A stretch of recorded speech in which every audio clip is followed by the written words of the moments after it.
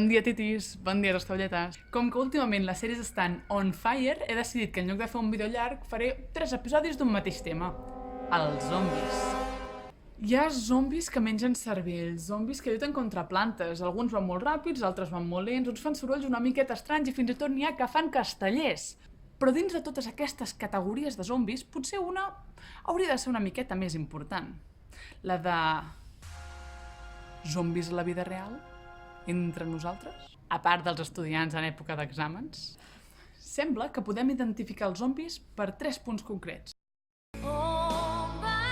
Sembla que podem identificar un zombi per les següents 3 característiques. En primer lloc, hi ha un canvi físic. Passen de ser persones més o menys agraciades a, com ho diríem, que fan una mica de fastic, sense voler fer mal a ningú. Els ulls caiguts, una mica en estat de putrefacció, ossos trencats... La segona característica és que tenen un canvi de comportament. És com si ja no fossin el que eren. Encara són humans, ja no els podem ni reconèixer i sembla que tinguin com una mena de nou objectiu. M'estan acribillant els mosquits. La tercera característica és que estan morts. I vius. Morts i vius? Vaja, que és com si no visquessin la seva vida sinó la d'un altre. Abans de començar amb la teca, m'agradaria establir una cosa molt ràpidament, i és que quan parli de temes específics, per tal d'evitar les fake news, que últimament estan per tot arreu, doncs intentaré citar-ho tant aquí dalt com en la biografia, i així també si voleu més informació hi podeu anar i llegir-vos l'article sencer. Dit això, tornem amb els zombis. No et despertes zombi d'un dia per l'altre, sinó que un organisme t'entra per dins i fa una veueta que et comença a dir què és de fer, et canvia el comportament... He buscat 3 exemples diferents d'organismes paràsits que produeixen l'efecte zombi, un per cada episodi. I què tenen tots 3 en comú? Que són paràsits, és a dir, que necessiten, per acabar el seu cicle, l'ajuda d'algun organisme extern, d'un hoste. A veure, m'explico. Els humans naixem, creixem, ens reproduïm sexualment si volem, i després morim. Però no tothom ho té així de senzill. I aquest és el cas dels paràsits, que per acabar el seu cicle necessiten una miqueta d'ajuda, necessiten un entorn específic. Ara amb el primer exemple ho veureu més clar. I el paràsit d'avui és un helmin. El paràsit s'anomena Leucoloridium paradoxum.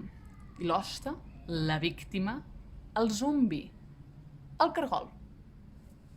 Aquesta sóc jo amb un cargol molt feliç, i aquest és un cargol infectat per Leucoloridium paradoxum ja no tan feliç. Però com ha arribat aquest paràsit a dins del cargol? I més important, què coi és això? Doncs resulta que el cargol va passejant tan tranquil·lament i es troba una miqueta de femtes d'ocell i passa pel damunt, potser se'n menja una miqueta involuntàriament i d'acompanyament hi havia una miqueta d'ous d'aquest paràsit. Un cop els ous passen a dins, comencen a créixer i es van movent cap als talls oculars, és a dir, els ulls del cargol. Les antenes aquelles que són xules de... Com que els ulls del cargol són pràcticament transparents, doncs es pot veure el cuc que hi ha sota, amb aquesta coloració tan espectacular. Però és que la cosa no acaba aquí, perquè el cuc llavors comença a fer un ball superdivertit que s'anomena mímica agressiva, que consisteix en imitar una oruga. I el ball és realment hipnotitzador. És a dir, que per una banda ja tenim aquest canvi físic del cargol, però és que aquí la cosa no s'atura i aquí ve la part més zombi. Acabarà causant un canvi de comportament en el cargol. Els cargols de normal són més aviat timidots, s'amaguen una miqueta, però un cop han estat infectats volen tot el protagonisme del món i comencen a anar als llocs més elevats on hi ha més llum, a veure si em poso una mica morenet. I quan combinem, per una banda, aquests ulls i ball fantàstic amb el canvi de comportament del cargol, què obtenim? Doncs l'objectiu del paràsit, que el cargol sigui una presa molt fàcil, que un ocell se'l pugui menjar. A més, amb el moviment i els colors volen semblar una oruga, de manera que els ocells que normalment els cargols no els agraden massa es pensen que és una oruga i se'ls hi fa la boca aigua. I d'aquesta manera, cargol i paràsit són engollits per l'ocell. Però per què vol ser engollit per l'ocell? Que no es feligia dins del cargol? A veure, una mica llafiscós, però no es pot tenir tota la vida. Doncs no, perquè el paràsit necessita l'ocell per acabar el seu cicle. No serà fins que estigui dins de l'ocell que finalment es podrà convertir en adult, reproduir-se sexualment i llavors deixarà la seva descendència, els ous, amb la femta. I aleshores... Doncs resulta que el cargol va passejant tan tranquil·lament i es troba una miqueta de femtes d'ocell i passa pel damunt... Bé, ja s'entén, s'anirà repetint el cicle. Tot i que l'ocell és una peça essencial pel cicle d'aquest paràsit, no pateix gens. Aquí la víctima real és el cargol. Sí, ja ho sé. Com a zombi no fa molta por un cargol, l'arc de Sant Martí. Però quan t'hi pares a pensar és un mal tràngol, pel pobre cargol. Els ulls multicolor i aquesta tendència una mica suïcida. Tot i que per aquesta tendència el del següent episodi.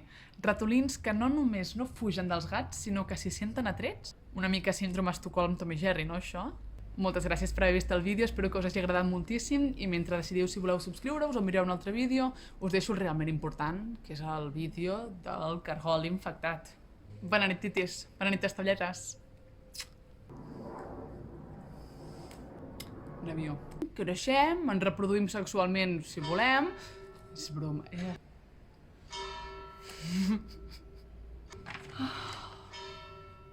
que podrà créixer, convertir-se en adult i reproduir-se sexual.